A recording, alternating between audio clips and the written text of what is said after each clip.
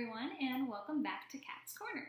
My name is Kayla, and today I have an emotional intelligence group activity for ages 6 to 9 that is based on Anna Llenas' book, The Color Monster, a story about emotions. The Color Monster is one of my favorite books to use with younger clients when we're working on building awareness of emotional intelligence and also building emotional intelligence skills.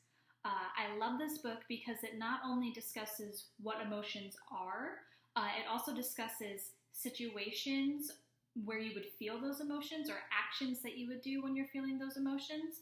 And it also teaches kids the ability to think about each of their emotions individually and separate them so that they can better process them.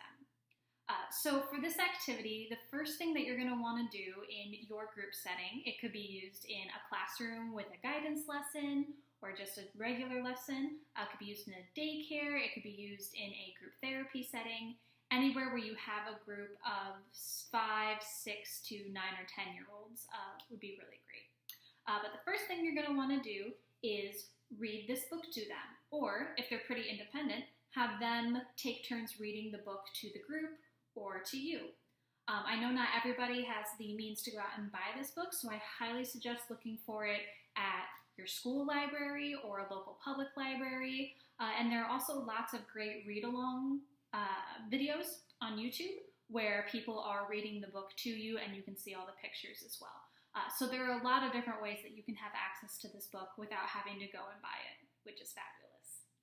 Once everyone in your group has read the book or has had the book read to them, then you're able to begin this activity. You kind of need that background knowledge of the different emotions that are covered in the book and then the colors that are associated with them. So in the book, it talks about how all emotions can be linked to a color. So for example, yellow is like happiness, green is calm, blue is sad, red is angry.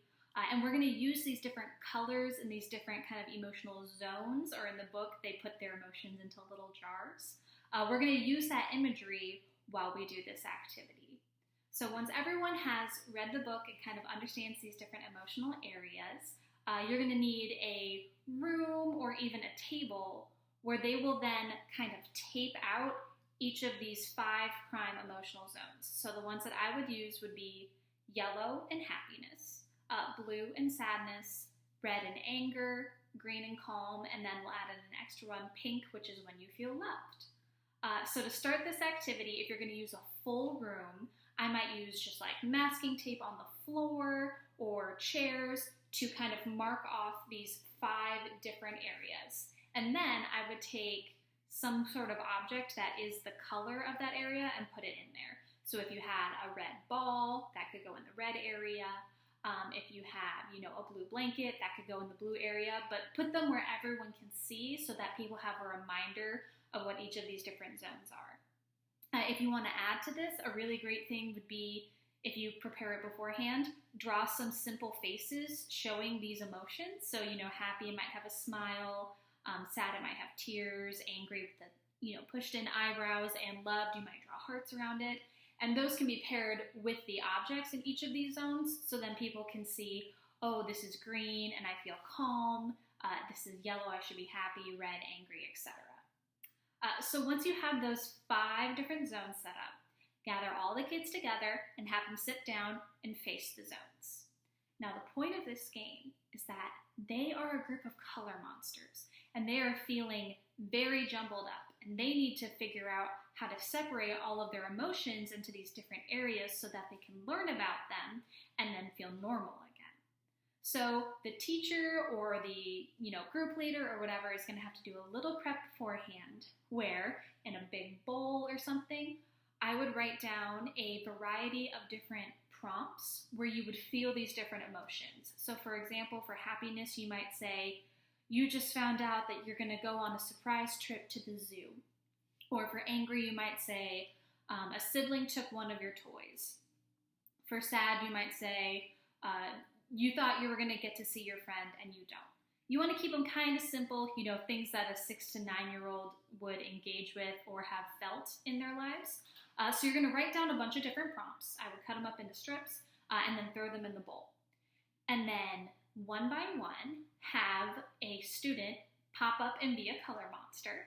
They'll walk over to the bowl, they'll take out the prompt, and they'll read it out loud. So they might read, "I just found out I get to go on a surprise trip to the zoo." And then they're going to show the emotion that they would associate with that. So I would hope they would show a really big smile and maybe jump up and down.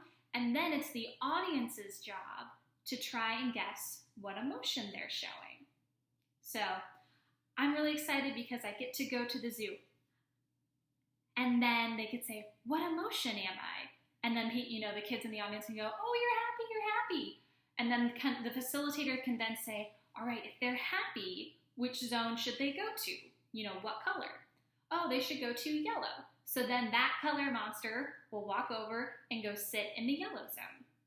And then each will repeat this so that each kid in the group has an opportunity to pull out a scenario, read it, show that emotion, and then get put in their proper area.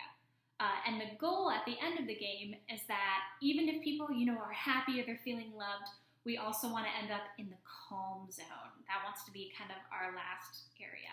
So with all the people that are there, the group leader can then walk to each of the zones and ask each person, and then that person will tell the group, "You are feeling this way right now.